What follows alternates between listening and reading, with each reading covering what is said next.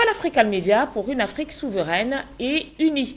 Voilà, on entend parler pour la première fois, c'est vrai, de sa couleur de peau, on le taxerait de français, mais dans la couleur de son cœur, les actes qu'il pose sont purement et simplement africains, car lui, il a une logique qu'il défend depuis toujours, c'est de voir l'Afrique avec les yeux du futur.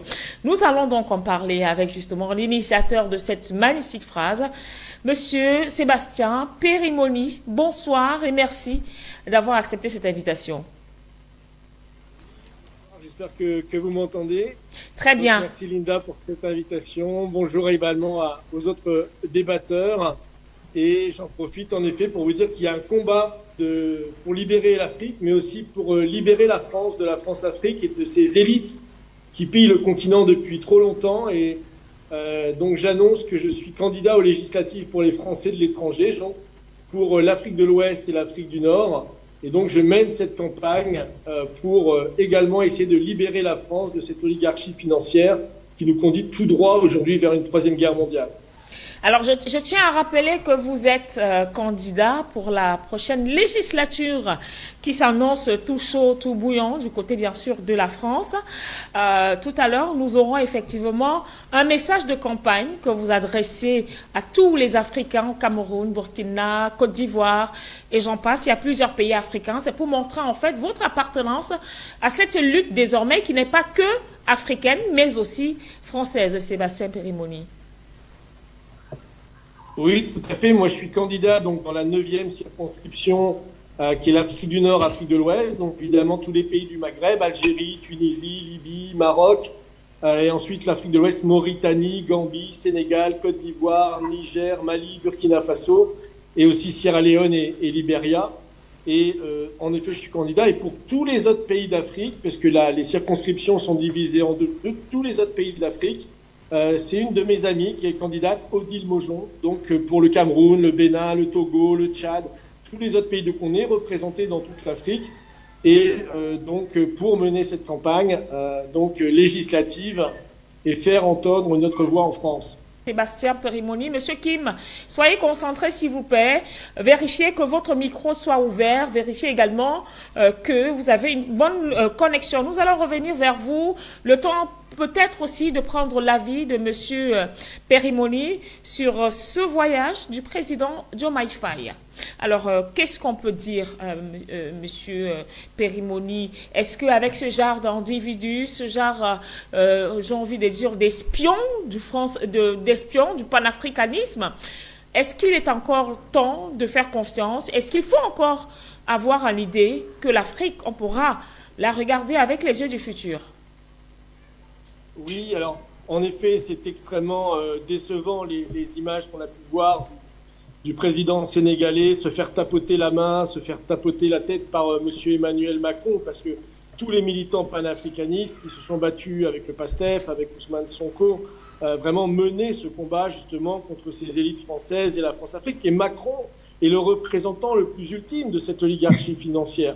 Donc c'est vrai que c'est extrêmement décevant. On n'imagine pas le président du Mali, le président du Burkina ou le président du Niger venir marcher sur le tapis rouge de l'Élysée, qui fait tout pour les déstabiliser et les contrôler. Donc c'est extrêmement décevant. Après, on a vu déjà un premier faux pas. Vous savez, quand le Sénégal et Ousmane Sonko ont reçu Jean-Luc Mélenchon, parce que Jean-Luc Mélenchon, Marine Le Pen ou Emmanuel Macron, c'est les trois dangers que je dénonce dans ma campagne. Vous savez, l'extrême gauche, qui est totalement woke et complètement décadente, et pour le soutien indéfectible à l'Ukraine, c'est-à-dire la guerre contre la Russie, l'extrême centre de Macron, totalement pour la France-Afrique, l'ultralibéralisme et aussi soutien indéfectible à l'Ukraine, et l'extrême droite aujourd'hui qui est devenue également totalement pro-Union européenne, pro-OTAN et aussi soutien indéfectible à la guerre en Ukraine. Donc on a ces trois partis aujourd'hui qui sont en train de nous mener à la guerre mondiale, et aujourd'hui de voir justement les espoirs déçus des panafricanistes. Moi, j'ai plein d'amis. J'étais au Sénégal l'an dernier. J'ai au Sahel contre les États du Mali, du Burkina et du Niger. Donc, on voit bien qu'aujourd'hui, le geste du président sénégalais d'aller se faire tapoter la main par M. Macron avec le sourire, c'est extrêmement décevant. C'est une sorte de pacte avec l'ennemi. Et ça, je pense que, comme l'a dit l'intervenant précédent, les patriotes, les panafricanistes vont se mobiliser justement pour éviter que le président du Sénégal devienne un Macky Sall bis. Avec vous, Monsieur Périmoni, je le rappelle, vous êtes candidat aux prochaines législatives malgré la dissolution de l'Assemblée nationale par l'actuel président Emmanuel Macron. Alors, avec la France qui est pointée du doigt en République centrafricaine, après avoir été chassée du Mali, du Burkina Faso, du Niger, et voilà, aujourd'hui, même de la République centrafricaine, désormais, les populations qui appellent au départ ipso facto de cette France, car elle tient lieu de base arrière d'une panoplie d'espions du côté de la République centrafricaine. Alors, s'il vous était donné, c'est tout le mal que nous vous souhaitons, de remporter, je tiens à le rappeler, c'est la 3e fois que vous vous présentez à ces législatives.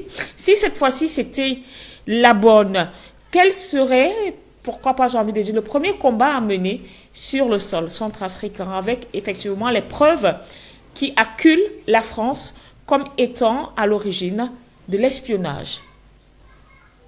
Alors d'abord, en effet, par rapport à ce qui vient d'être dit par l'intervenant précédent sur l'ancien président du Niger, il a tout à fait raison et je pense que si j'étais élu député, c'est exactement le type de discours que je tiendrais à l'Assemblée nationale. Et évidemment, comme vous l'avez dit, il y a des espions partout, il y a de l'ingérence partout, il y a des tentatives de déstabilisation partout, on l'a vu encore récemment au Burkina Faso. Et donc, si j'étais élu, je pourrais publiquement, dans les médias français, les dénoncer. Aujourd'hui, il n'y a aucun député à l'Assemblée nationale qui ose dénoncer ce que fait la France en Afrique. Et encore une fois, de l'extrême gauche à l'extrême droite, personne n'ose dénoncer la France-Afrique, le franc CFA, l'ingérence, les barbouzeries qui sont faites par la France sur le continent africain. Le cas du Niger étant un cas extrême, comme ça a été dit par le monsieur précédemment. Les Nigérians, il n'y en a même pas 15% qui ont accès à l'électricité, alors que c'est un pays qui nous a fourni de l'uranium pendant plus de 60 ans. Donc on voit bien que cette politique de la France en Afrique, cette politique néocoloniale doit être stoppée. Et en effet, je suis candidat d'ailleurs, pas pour la Centrafrique, c'est ma collègue Odile Mojon qui est candidat. Donc j'appelle tous les Français qui résistent justement contre la politique française en Centrafrique à voter pour elle, et ceux qui sont au Niger. Évidemment, je crois qu'il reste encore quelques Français au Niger, même si ça devient de plus en plus rare avec prochainement le départ d'Orano. Je les appelle à se mobiliser, les Africains qui nous écoutent, s'ils connaissent des Français sur place, à mobiliser les Français qui connaissent à voter pour ma candidature, parce que ce qu'on entend sur votre média, aujourd'hui, il faut bien comprendre que ce n'est pas du tout entendu en France. Aucun député n'a le courage de dénoncer ce système france-africain. Et aujourd'hui, il faut justement qu'il puisse y avoir au moins un député qui puisse dénoncer tous les rouages, les mécanismes et ce que fait la France en Afrique. Donc évidemment, on le sait, c'est un combat géopolitique, mais il doit être aussi mené sur le territoire français. Moi, je suis très fier, parce que j'ai eu la chance d'être au Mali avant la prise de pouvoir d'Assimi Goïta. On s'était mobilisé, on a été soutenir avec des amis le CNT, le Conseil national de transition, pour faire la révolution là-bas. Ensuite, il y a eu le Burkina Faso, le Niger. On l'a vu avec le Sénégal, c'est complètement différent. Mais aujourd'hui, je pense qu'on peut mobiliser à la fois les jeunes africains et panafricains, mais aussi en France, de plus en plus, on va pouvoir peut-être mobiliser les gens à comprendre ce qui se passe. Et en ayant un député comme moi à l'Assemblée nationale, ou ma collègue Odile Mojon pour les autres pays de la circonscription, je pense qu'on pourra également essayer de changer la France et informer les Français, parce qu'ils ne sont du tout au courant de ce que fait la France sur le continent africain, qui est une honte.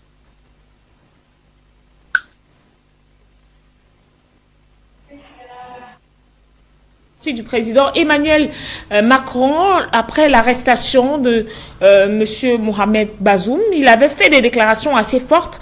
Il promettait alors de ne pas le laisser tomber, qu'il n'allait pas laisser tomber son élément, Mohamed Bazoum. On a même vu Monsieur Ité, l'ambassadeur de l'époque de la République de France au Niger, qui refusait même de libérer sa résidence.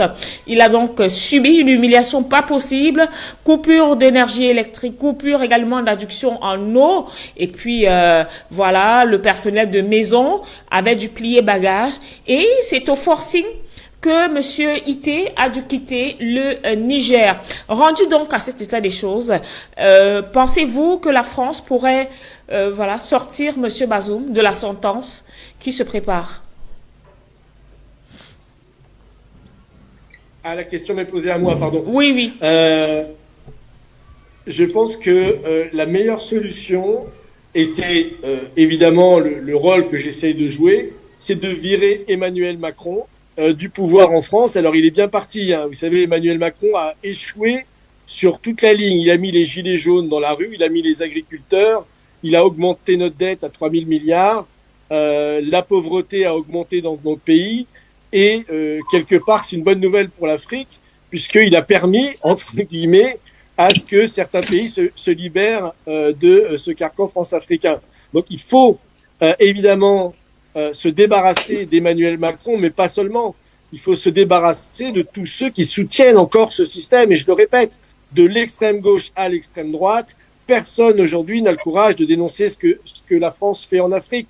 Donc je pense que c'est la solution, parce que sinon, en effet, je pense que la France a encore des moyens, que ce soit Emmanuel Macron ou d'autres, de faire de l'ingérence sur le continent africain, d'essayer de déstabiliser les régimes, essayer de protéger ces anciennes marionnettes et, si vous voulez, de continuer à faire cette politique qui est extrêmement néfaste. Donc il faut à la fois que l'Afrique se batte de son côté. Moi, de mon côté, je me bats ici en France pour justement amener de nouveaux politiciens dans l'arène et pouvoir justement redévelopper des rapports un peu plus sains avec l'Afrique.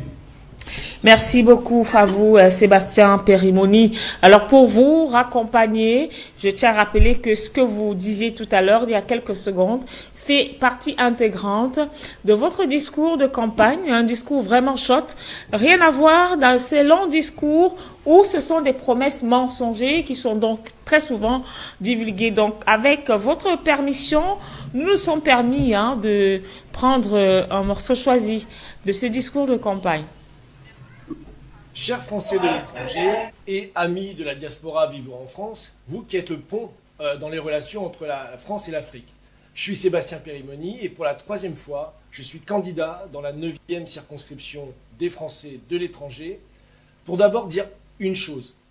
Immédiatement demander d'arrêter les guerres de l'OTAN. Les guerres de l'OTAN contre la Russie, les guerres de l'OTAN partout dans le monde qui aujourd'hui créent un contexte qui peut nous amener à une 3e guerre mondiale.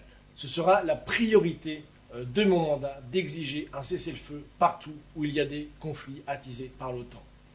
Alors, dans la 9e circonscription, vous le savez, il y a 16 pays d'Afrique du Nord et d'Afrique de l'Ouest. Je les cite pour ne pas en oublier: l'Algérie, le Burkina Faso, le Cap-Vert, la Côte d'Ivoire, la Gambie, la Guinée, Guinée-Bissau, Libéria, Libye, Mali, Maroc, Mauritanie, Niger, Sénégal, Sierra Leone et Tunisie. Donc si je suis candidat dans cette région, c'est parce que 11 des pays de la circonscription sur 16, aujourd'hui, sont classés parmi les 30 pays les plus pauvres de la planète. Ce qui montre l'échec complet de la politique france-africaine en Afrique. En effet, l'aide au développement, les politiques de base militaire, la politique du franc CFA ont été un échec depuis des décennies. Et on le voit avec aujourd'hui le soulèvement des peuples africains et des jeunes en particulier dans l'alliance des États du Sahel avec le Niger, le Burkina Faso et le Mali qui exigent de retrouver leur souveraineté. Cela passera donc par une abrogation du franc CFA. Deuxièmement, il faut savoir qu'aujourd'hui, un nouveau vent se lève sur le monde.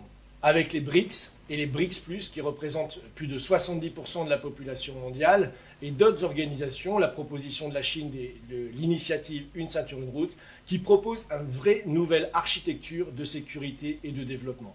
En tant que député, je me battrai pour que la France rejoigne cette dynamique des BRICS+, et permettre à créer cette nouvelle architecture de sécurité et de développement mutuel en partenariat avec les Français de l'étranger et la diaspora vivant en France. Alors on voit, et j'ai quelque part de la chance, tous mes opposants qui vous proposent exactement la même chose. Donc j'ai lu les professions de foi des autres candidats, on vous propose une éducation de qualité à des prix abordables, on vous propose des déductions, exonérations, simplifications, on vous propose de réformer la caisse des Français de l'étranger, etc., etc. Des promesses qui ont été faites depuis 40 ans qui n'ont jamais été tenues. Et pourquoi elles ne peuvent pas être tenues? Parce que nous vivons dans un système financier et monétaire qui est en faillite.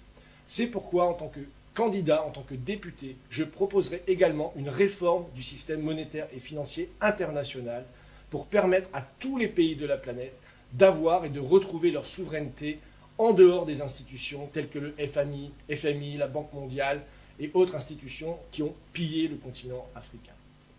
Donc, mon principal opposant, Karim Benchek, du nouveau Front populaire, fait également les mêmes promesses et joue sur la division, le communautarisme, pour pouvoir être élu dans la circonscription, alors qu'aujourd'hui, il faut recréer une dynamique de développement.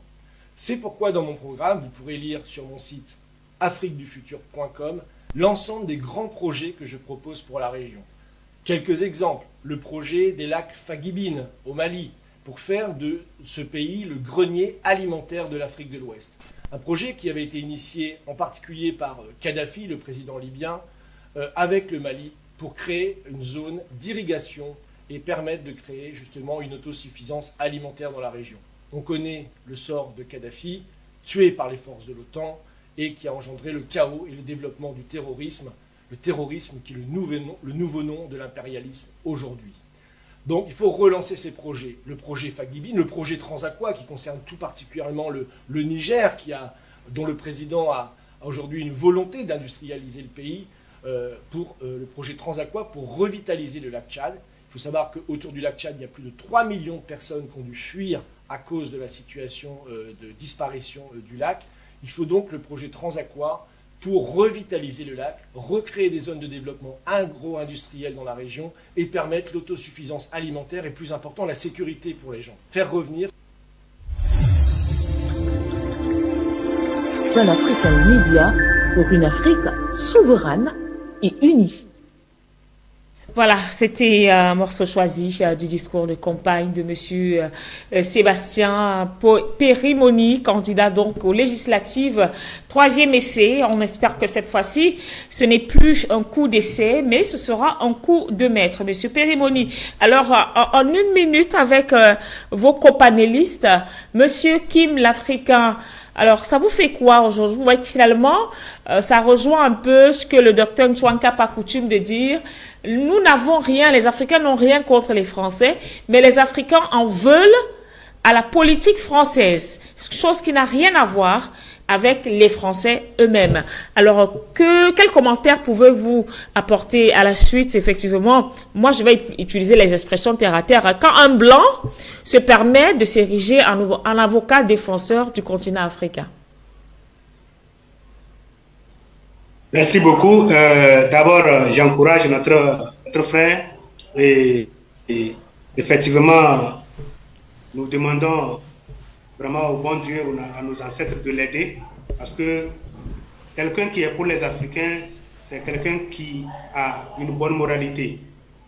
Quelqu'un qui lutte pour la libération de l'Afrique au même moment que les Africains, c'est quelqu'un qui est en train de régénérer et qui est là pour réparer l'humanité.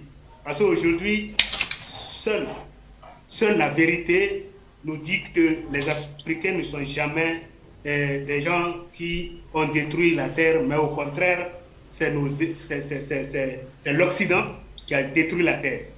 Alors, pour répondre à votre question, effectivement, il faut comprendre que nous, les Africains, nous n'avons rien contre l'homme blanc, l'homme jaune ou bien l'homme rouge. Non, nous n'avons rien contre l'Occident, nous n'avons rien contre l'homme blanc. Mais le problème, c'est que nous avons un seul problème, c'est la politique de l'Occident. C'est leur politique que nous combattons. Et je pense que lui, comme je viens de le dire, il est en train de combattre. C'est vrai que il faut comprendre que Jouer l'interview là. nous sommes des Noirs, nous avons subi beaucoup de choses, mais si lui il est des nôtres, il faut savoir que ce que nous combattons, il combat ça. Nous combattons la politique française, nous combattons la politique américaine, nous combattons la politique allemande et la politique de tous ceux qui veulent détruire les autres au nom de leur institution. Et aujourd'hui, qui est d'accord de voir que certaines personnes vivent et d'autres meurent?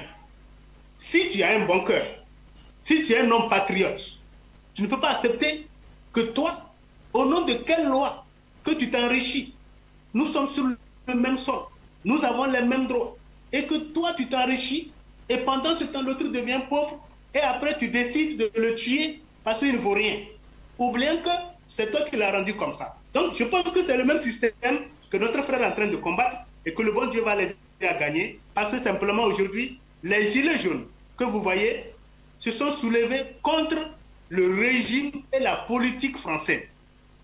Le régime et la politique française, il faut qu'on soit clair. Parce qu'il a dit quelque chose, et ça m'a... Bon, là, ça reste à vérifier. Il a dit que beaucoup de Français ne sont pas au courant de la politique de la politique de la France envers l'Afrique. Beaucoup de Français ne sont pas au courant. Et ça reste à vérifier. Mais il faut comprendre que nous aimons l'être humain. D'ailleurs, même, c'était ça même la faiblesse de nos ancêtres. Parce que beaucoup d'Africains se posent la question, pourquoi nos ancêtres ont échoué quand les colons venaient en Afrique? Non, nous sommes des humains qui aimons les autres humains. Et nous n'avons jamais eu l'intention de combattre un étranger, ou bien nous n'avons jamais eu l'intention de faire du mal à un être humain comme nous. Donc, il faut comprendre que aujourd'hui, tous ceux qui disent que les panafricains, c'est des gens, et ils sont là, c'est pour s'aimer la haine et la division entre les races. Non, nous ne sommes pas là pour ça. Nous sommes là pour réclamer notre souveraineté totale. Et celui qui réclame la souveraineté de son peuple et la souveraineté des autres peuples, il faut savoir que c'est un homme digne pour gouverner, c'est un homme digne de diriger. Comme disait Sankara, celui qui déteste le peuple africain, il déteste son propre peuple. Celui qui déteste le peuple français, et c'est africain, excusez-moi, celui qui déteste le peuple africain, ça veut dire qu'il est en train de détester son propre peuple. Aujourd'hui, la politique de France, de Macron et la politique de Sarkozy, est-ce que ça bénéficie les Français? Non. Je dis bien, la politique des dirigeants français, est-ce que les Français ont bénéficié de ça? Non. La preuve, il vient de dire ici que la crise s'est développée, le chômage est là, le Niger a coupé l'uranium, il y a eu des délestages en France, choses qu'ils n'ont jamais connues. Il y a beaucoup de choses qui se passent sur le sol français. D'ailleurs, les dirigeants français, il faut que les Français comprennent ceci. Ils ne sont jamais là pour le peuple français. Ils sont là pour leur propre intérêt et les intérêts de leurs patrons qui sont des mondialistes. C'est ça. Sinon, je n'arrive pas à comprendre que vous allez croire que vos dirigeants sont en train d'appauvrir les Africains pour vous enrichir et ça va rester comme ça. Jamais. Ça ne va jamais rester comme ça. Donc, celui qui aime son peuple, ça veut dire qu'il doit aimer les autres peuples. Donc aujourd'hui, nous soutenons et nous allons toujours soutenir tous ceux qui sont là pour c'est-à-dire pour un esprit patriotique, un esprit de patriote, un esprit d'union et un esprit de développement commun. Pan African Media pour une Afrique souveraine et unie.